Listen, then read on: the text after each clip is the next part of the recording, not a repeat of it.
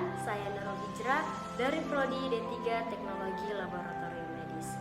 Pada kesempatan kali ini, saya akan membahas sejarah perkembangan bahasa Indonesia.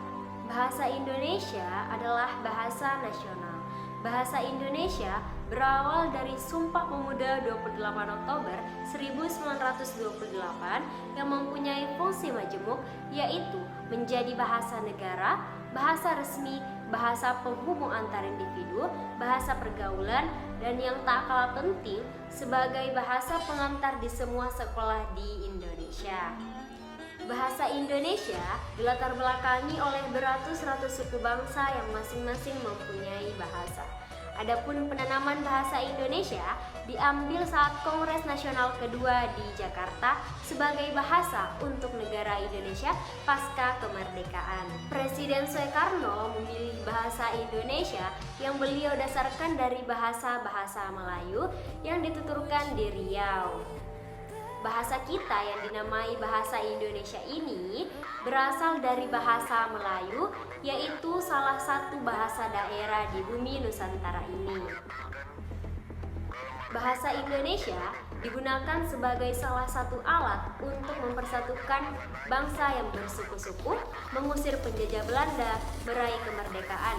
Dan bahasa ini digunakan dalam berbagai kehidupan secara luas.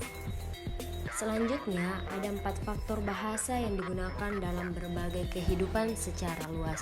Yang pertama, bahasa Melayu sudah merupakan lingua franca di Indonesia perhubungan dan bahasa perdagangan. Yang kedua, sistem bahasa Melayu sederhana dan mudah dipelajari karena dalam tingkatan bahasa seperti dalam fonologi, morfologi, dan sintaksis. Yang ketiga, suku Jawa dan suku Sunda dan suku-suku yang lainnya dengan sukarela menerima bahasa Melayu menjadi bahasa Indonesia sebagai bahasa nasional. Yang keempat, bahasa Melayu mempunyai kesanggupan untuk dipakai sebagai bahasa kebudayaan dalam arti yang luas. Selanjutnya ada beberapa masa kerajaan dalam perkembangan bahasa Indonesia.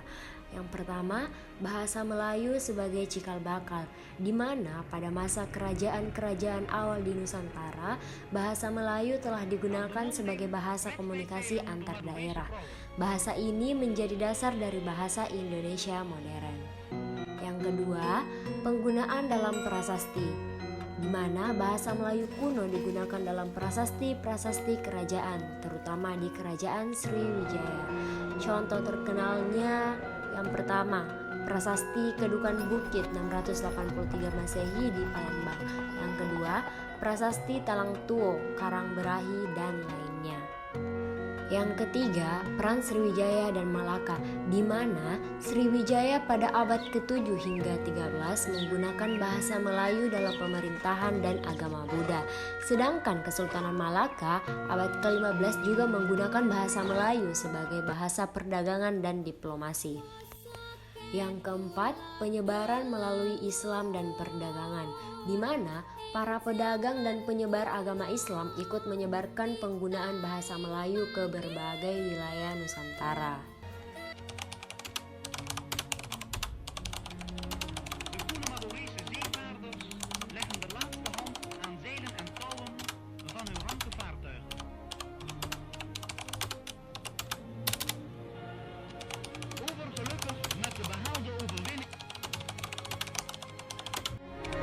Met de elektrische tram zullen wij enige wijken bezoeken.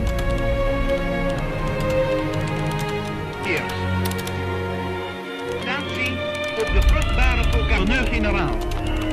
De grootste havenstad van Nederlands-Indië.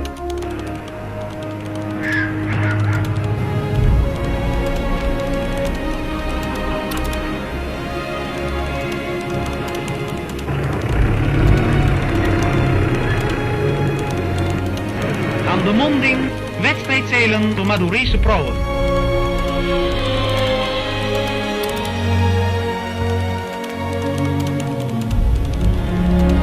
De koene Madurese zeevaarders leggen de laatste hand aan zeilen en touwen van hun ranke vaartuigen.